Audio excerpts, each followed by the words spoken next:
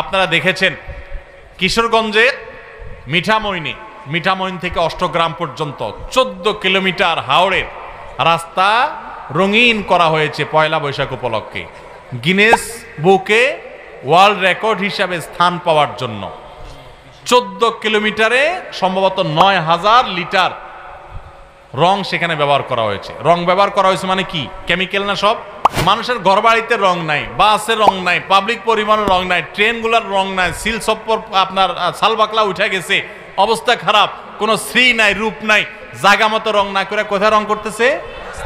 রাস্তায়। এই মিছিল করলে, শোভাযাত্রা করলে এই সমস্ত মুখোশ, পেঁচা টেচা, এই সমস্ত বানর, আপনার ইঁদুর, এটা সেটা, এগুলোর মুখোশ নিয়ে রাস্তা দিয়ে ঘুরলে যদি মঙ্গল হয়, কল্যাণ হয়, তাহলে সব বাদ দিয়া সারা বছর এই কাম করো না কেন? এরাই নাকি আবার কলা বিজ্ঞানী। আমরা আমাদের শৈশবেও পয়লা বৈশাখের এই রূপ কেউ দেখি। এই যে পয়লা বৈশাখ মাত্র 35 বছর আগে এটা চালু হয়েছে ঢাকা ইউনিভার্সিটিতে। কয় বছর আগে?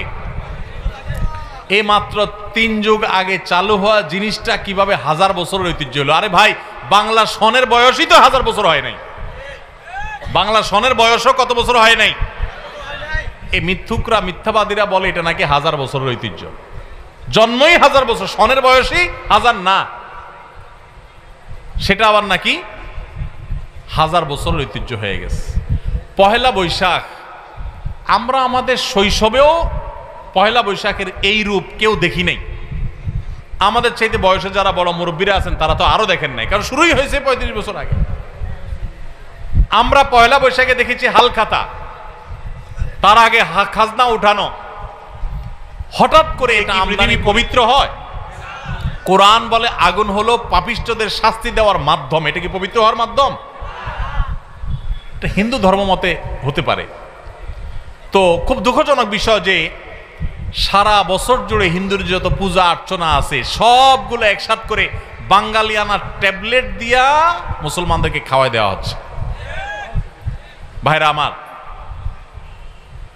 বাংলা নববর্ষ বা বাংলা সন, এই বাংলা সনের প্রবর্তক কে ছিলেন? সম্রাট আকবর। সম্রাট আকবরের আমলে বাংলা সনটা যে হয়েছে এটা হিজরি সনের সাথে মিল করে হয়েছে। হিজরি সনটা হলো লুনার, চান্দ্রবর্ষ, আর বাংলা সনটাকে শুধুমাত্র ওই সনটাকেই আপনার সৌরবর্ষে পরিণত করা হয়েছে, এটাতে রূপান্তর, কনভার্ট করা হয়েছে, জাস্ট এটাই। তাহলে বাংলা সনের সাথে প্রিয় নবী সাল্লাল্লাহু আলাইহি ওয়াসাল্লাম হিজরি সনের একটা নিগুড় সম্পর্ক আছে। সম্পর্ক কি? ওইটারই একটা রূপ মাত্র এটা।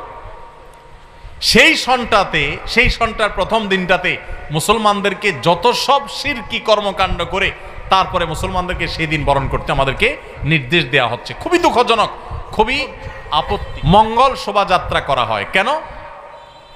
অনেকে আছেন এগুলো বললে বলে ভাই এগুলা কোনো প্রার্থনা না, কিছু না, আপনারা অযথা ঝামেলা করেন। আপনি নিজে মঙ্গল শোভাযাত্রা কি ও কেন লিখে সার দেন। আমি কালকেও সার দিয়েছি, উইকিপিডিয়াতে তথ্য পাবেন কেন মঙ্গল শোভাযাত্রা হয়।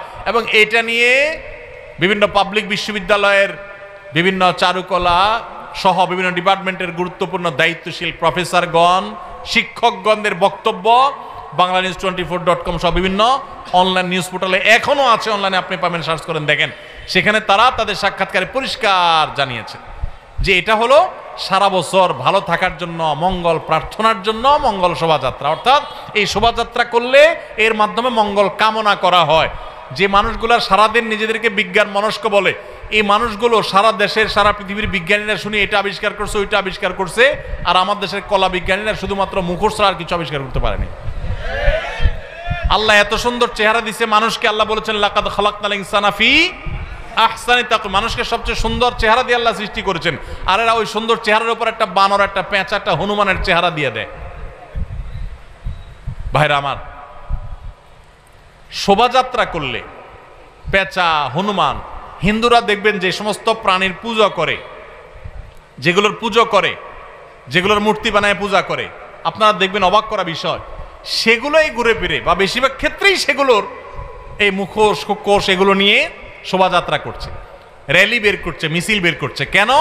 মঙ্গলের জন্য। মঙ্গল শোভাযাত্রা মানে কি? মঙ্গলের জন্য, মঙ্গল কামনা করে শোভাযাত্রা করা।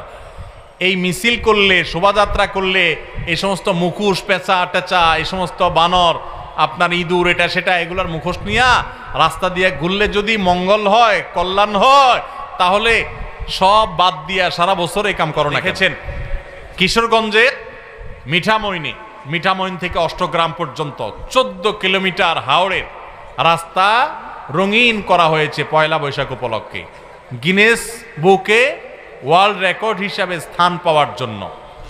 14 কিলোমিটারে সম্ভবত 9000 লিটার রং সেখানে ব্যবহার করা হয়েছে। রং ব্যবহার করা হয়েছে মানে কি, কেমিক্যাল না সব? আর আপনারা হাওড়ের যেই রাস্তাটাতে রং করা হয়েছে আপনারা দেখেছেন, এই রাস্তাটা বাংলাদেশের খুব সুন্দর রাস্তাগুলোর একটা, মানে দৃশ্যটা সুন্দর, দুই ধারে পানি, অথই মাঝখানে রাস্তাটা দেখতে চমৎকার লাগে। তো এই যে রংগুলা, এগুলা ধুয়ে কোথায় যাবে? হাওড়ের পানিতে যাবে না? তাতে তো পানির জন্য, মাছের জন্য খুব উপকার হবে, কি বলেন? রঙের গ্রান, কেমিক্যাল, এগুলো মাছের স্বাস্থ্যের জন্য অনেক ভালো না? জীববৈচিত্র্য ধ্বংস হয়ে যাবে। এরাই নাকি আবার কলা বিজ্ঞানী, এরা আমাদেরকে সারাদিন জ্ঞান দিতে আসে, সবক দিতে আসে। আল্লাহ তাআলা এই অপসংস্কৃতি থেকে আমাদেরকে সবাইকে রক্ষা পাওয়ার তৌফিক দান করুন। বাঙালিয়ানার নামে হিন্দু ধর্মের কৃষ্টি কালচার মুসলমানদেরকে চাপিয়ে দেওয়ার যে অপচেষ্টা, কিয়ামত পর্যন্ত এদেশের মানুষ এটাকে মেনে নেবে না ইনশাআল্লাহ। জোর করে চাপাই দেওয়া সংস্কৃতি সমস্ত মিডিয়া মিলে একযোগে প্রচার করেও আপনার এলাকায় কয়জনটা নামাইতে পারছে? সারা দেশে কয়জন নামাতে পারছে? ঢাকা শহরে মোট কয়জন? আমরা যদি ঢাকা শহরে কোটি মানুষ বসবাস করি, তো কোটি মানুষের ভিতরে কত মানুষ বের হয়েছে? সামান্য কিছু মানুষ বের হয়েছে, তাই না? সমস্ত মিডিয়া মিলে সকল যন্ত্র একসাথে প্রচার চালিয়েও তো কই লাখ মানুষকেও তো বের করতে পারেন নাই। এদেশে মানুষ ধর্মপ্রাণ, মুসলমানরা মুসলমানদেরটা, হিন্দুরা একজনটা আরেকজনকে চাপিয়ে দিবেন না। আজকাল খুব ভয়ঙ্করভাবে শিক্ষার নামে, সংস্কৃতির নামে এগুলো পুশ করা হচ্ছে, অ্যাগ্রেসিভলি পুশ করা হচ্ছে। ইমানের দাবির কারণে এগুলো থেকে আমাদের বেঁচে থাকতে হবে। আল্লাহ আমাদেরকে তৌফিক দান করুন। আমরা মঙ্গল কামনা করব কার কাছে? মঙ্গলের মালিকের কাছে। কোন পেঁচা, হনুমান, রাক্ষস, খোক্ষসের কাছে কোনো মঙ্গল কামনা, কোন র্যালিতে মঙ্গল কামনা নাই। মঙ্গল কোথায়? আল্লাহর কাছে। কার কাছে? আল্লাহর কাছে। অতএব ঈমান নষ্ট করা যাবে না।